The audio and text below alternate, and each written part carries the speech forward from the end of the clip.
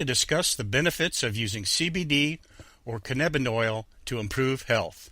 He is going to show, as he puts it, how CBD is an indispensable catalyst to optimal health. In this short webinar, he's going to discuss the scientific research that is going on around the world on the benefits of CBD, how it interacts with the entire human body, and why its use is so important. And today's special guest, Dr. Asher Milgrom, knows what he's talking about. He is the CEO and Chief Scientist of the American Medical Association's Regenerative Medicine Department. Regenerative medicine is a branch of translational research in tissue engineering and molecular biology, which deals with the process of replacing, engineering, and regenerating human cells, tissues, or organs to restore or establish normal function. And the fact that he endorses CBD as a regenerative medicine is an important endorsement. He is going to explain in simple and easy to understand language how the body works to keep all our vital systems in balance, and how CBD interacts with this balance to improve health all the way down to the cellular level. At the end of the webinar, I will be providing some additional links that go right through the government's National Institute of Health website, where you can find articles and clinical studies being conducted today on CBD and all the conditions it affects positively. In fact, here is an image of some 50 different conditions I took from the website. So if you are affected by any of these, or just want to improve your overall health, be sure to take notes and stay until the end of the webinar for some links to these scientific studies. And don't worry if you can't stick around, we will be providing a replay. So everybody, please join me in welcoming our special guest, Dr. Asher Milgrom. Dr. Milgrom, take it away. This is not marketing. No! Prepare for learning. The inside story of cannabidiol. A couple of years ago, a remarkable thing happened when CBD became legal in all 50 of the U.S. states. If you remove CBD from the THC coming from the cannabis plant or the hemp plant, CBD is now legal to use as a nutritional supplement. Since that time, of course, the market has exploded with interest.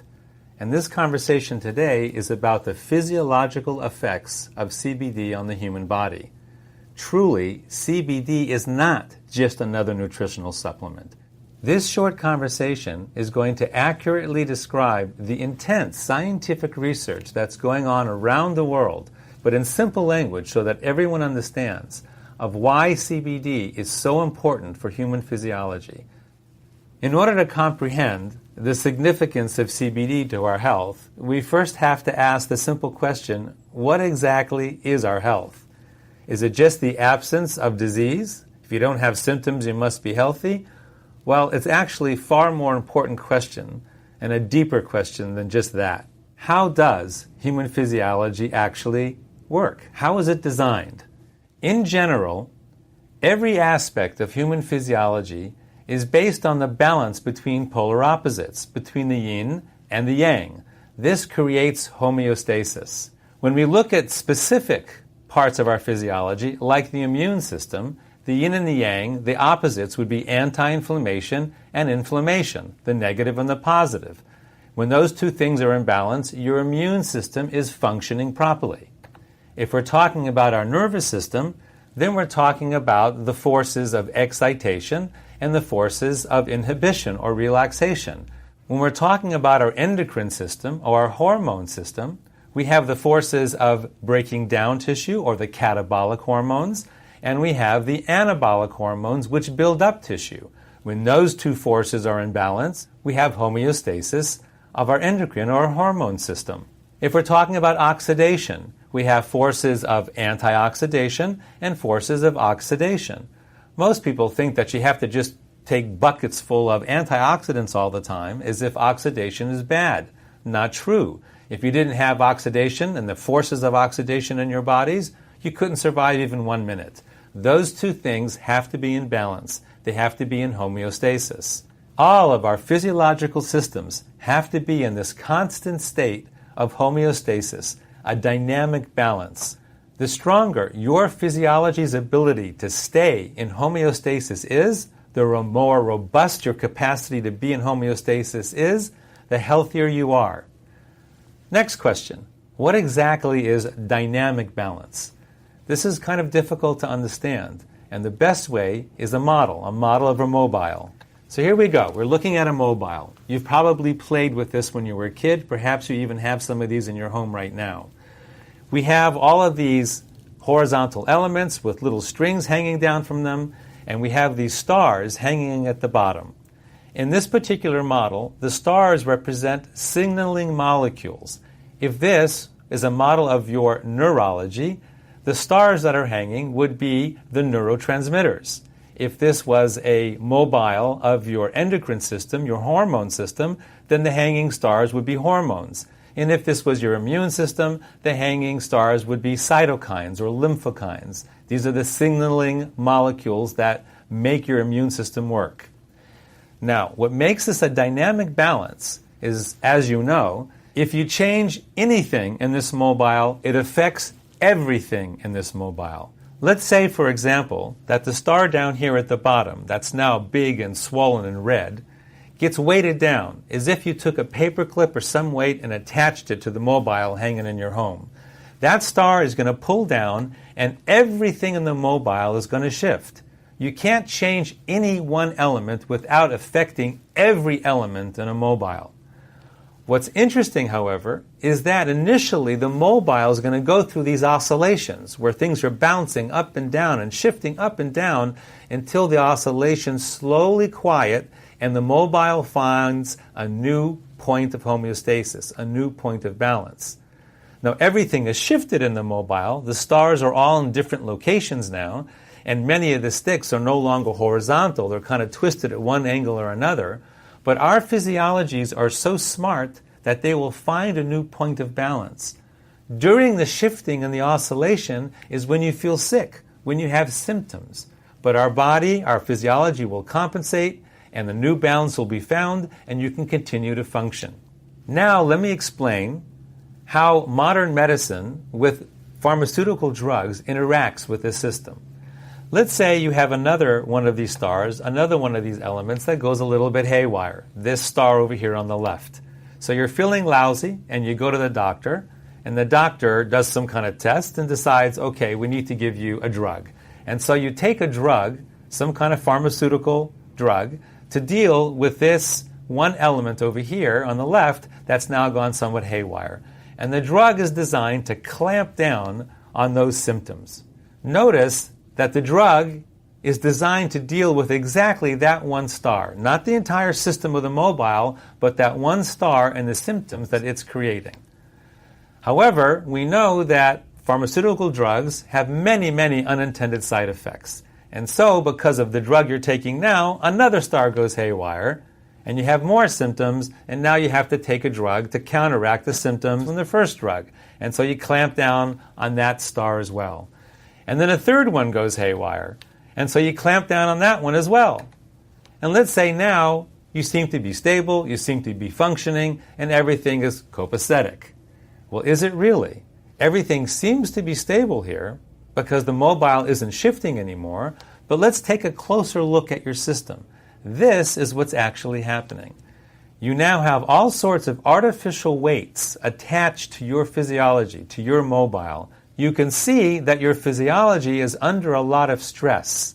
The weight of all these different drugs and these overexpressed stars are pulling down heavily on this mobile, and you can see that some of those bars are now bent because they're under so much tension.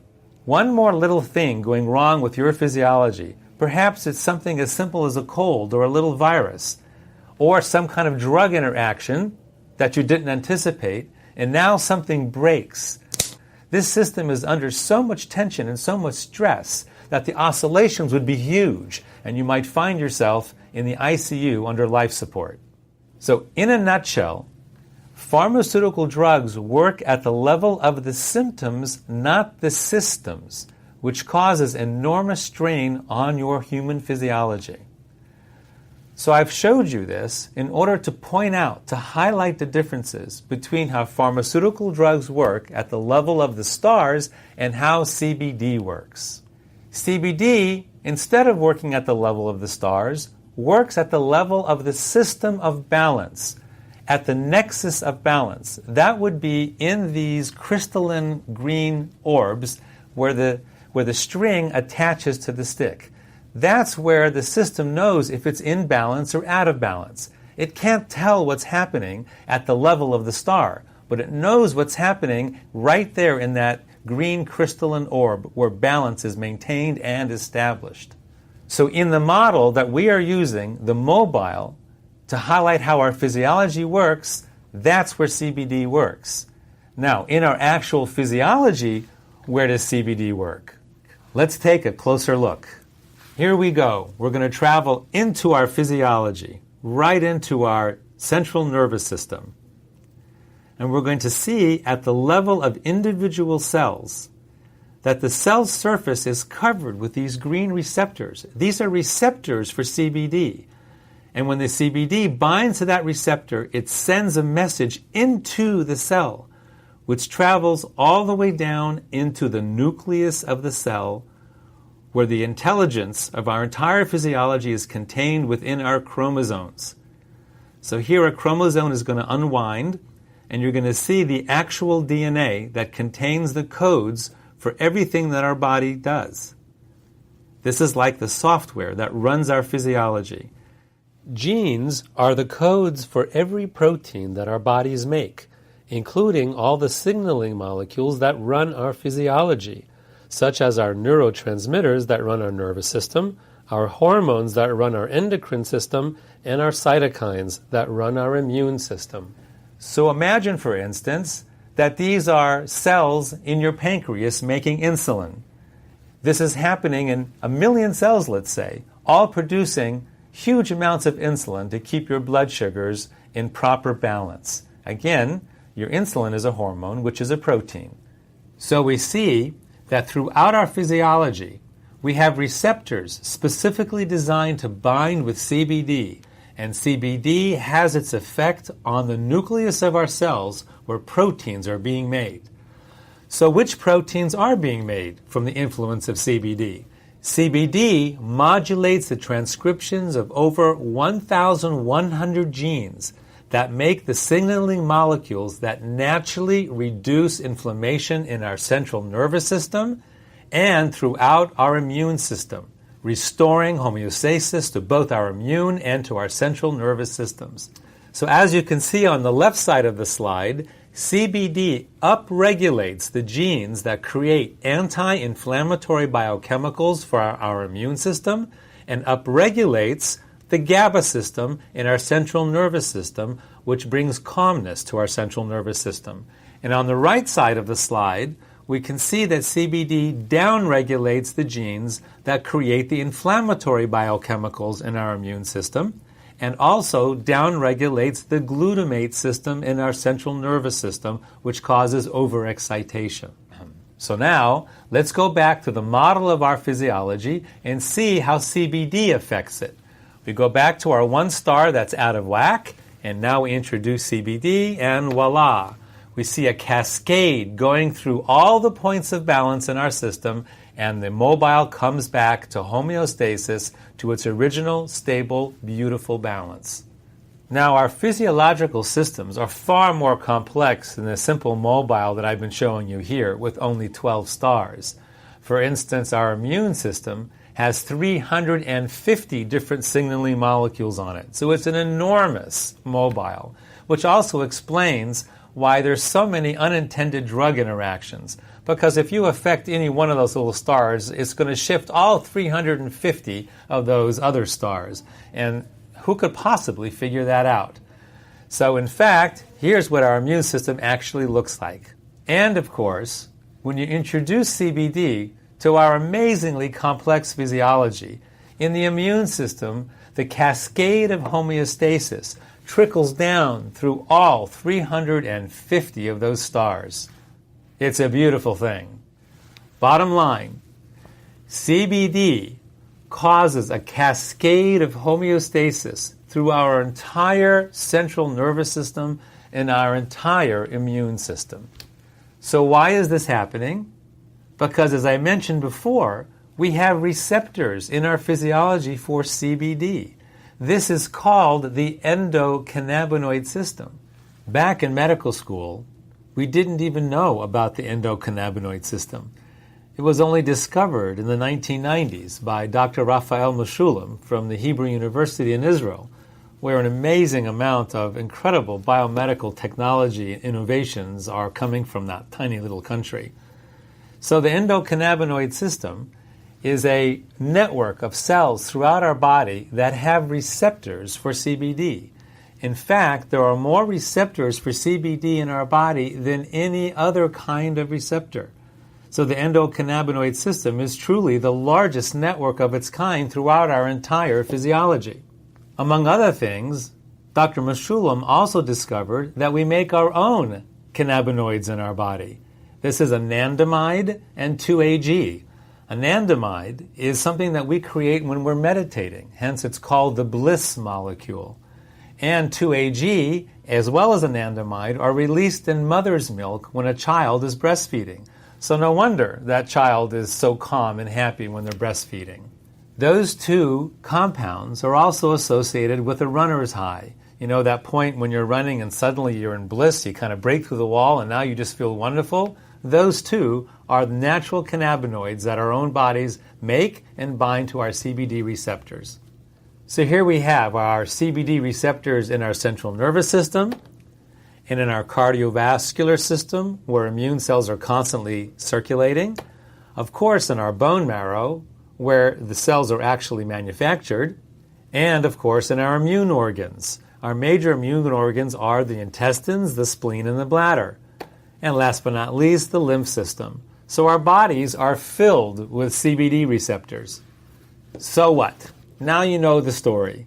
Why is this important? Why does this matter? Why is this important to you or me? Or if you're interested in the business of distributing CBD, why is this important to humanity? If you live in urban America or urban anywhere in the world, you are inflamed. Your central nervous system is inflamed, as well as your immune system is inflamed, and nobody is exempt because our physiological systems are under assault.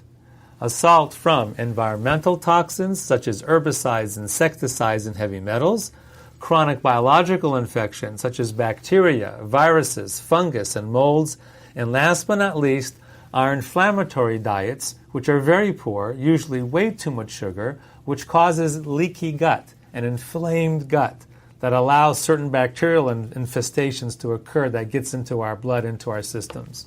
So, what kind of symptoms, what kind of stress do all these things cause to us? If your immune system is inflamed, you might be suffering from autoimmune diseases like rheumatoid arthritis, inflamed bowel disease, lupus and thyroid, or fibromyalgia, or even MS, and your skin, psoriasis and eczema, and all sorts of other chronic infections. Do you realize many of these things didn't even exist 100 or 150 years ago? Incidence of these kind of diseases is growing throughout the last century because of the environmental load of toxins that we are now absorbing into our systems. Now let's take a look at your central nervous system. If it is inflamed, what kind of things might you be suffering from? Brain fog, migraines, epilepsy, anxiety and PTSD, ADD, ADHD, autism, and insomnia.